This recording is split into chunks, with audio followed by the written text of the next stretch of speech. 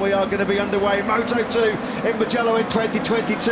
It's a really good start from pole position by Aaron Canet. He got a superb launch away. Sam Lowe's cuts right across the track, trying to close the inside line down to San Donato. Here comes Pedro Acosta though, the rookie sensation on the inside of Canet, down into San Donato for the first time, and Acosta gets the whole shot. He leads here in Mugello. Not a good start for Celestino Vietti, the World Championship leader from the second row, went backwards and then he got swallowed up under braking for turn one. San Donato, Hoy Navarro went steaming up the inside, and Vietti looks as if he's finding himself right back in the pack. He's in amongst the Aspar riders. Might have been a close call there. I'm not even sure there was contact between Dixon and Mattia Piscini there, the wild card. I think it's been a superb start for Joe Roberts as well. He's already picked up a couple of places. He started in 7th place, got himself in the top 6 early on here. Aguirre's gone the wrong way there on the 79 bike.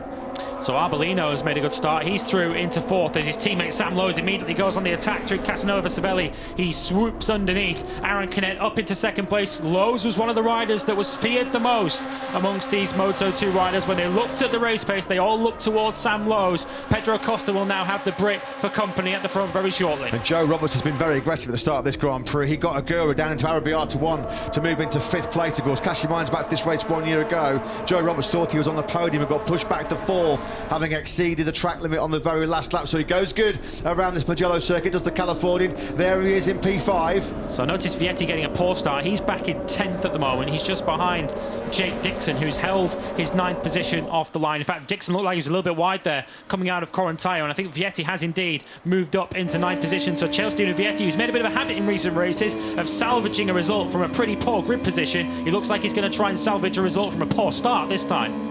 Not sure, Tony. Oh, that's Joe Roberts. That's beautiful. What a time to ride on board with Tony Arbolino as he gets his pocket picked well and truly by Joe Roberts. That was a lovely move by Roberts. He's had a superb first lap, Roberts. Started 7th. He was briefly into 4th. He's going to lose the slipstream over to Arbolino. Over the line they come at the end of the first lap. Pedro Acosta leads, just as he did 2 weeks ago in Le Mans, of course, from pole position. It all went horribly wrong a few laps later when he crashed out at La Chapelle. That gifted Augusto Fernandez his first win since Mazzano in 2019. But Acosta really is starting to find his feet in this Moto2 World Championship, isn't he?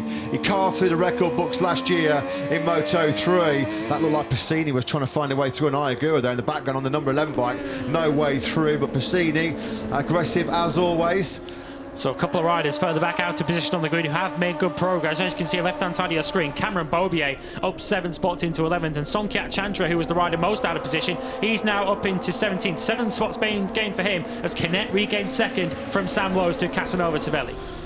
So Pedro Acosta's advantage as Canet has got through on Sam Lowe's then on this second lap. With Joe Roberts, he's had a really good first lap. This is where he wanted to be. He wanted to capitalise on that 7th place start, be aggressive, pick up places early on. Aguirre has been dropped off this league group of 5 actually quite early on here. Not by a great deal, but it just looks like early on here on that full fuel tank with the new tyres, Aguirre just doesn't quite have the pace of the 5 men directly ahead of him. Just trying to keep an eye on Celestino Vietti. Here he is. This is the live situation at the moment. It will be Canet who'll be the big gainer in the World Championship. He moved to within 6 points of Celestino Vietti in the lead of the World Championship after that brilliant start to the season that Vietti had, winning 2 of the first 3 Grand Prix. His jets have cooled a little bit since then. He's not quite shown the same form lately, but back in 9th position at the moment. Still an awful long way to go. 20 laps remain, 19 as they cross the line this time around. Vietti, though, will not want to see that gap opening up between the leading group and Aguirre, who's leading that chasing pack. And Vietti looks like he's, if anything, under pressure from Jake Dixon as they come down the main straight. So still Pedro Acosta that leads. Aaron Canet, though, directly behind him is the fastest man on the circuit with a 1:52.356. Arbolino striking on the inside of his Mark Vides Racing teammate Sam Lowe's.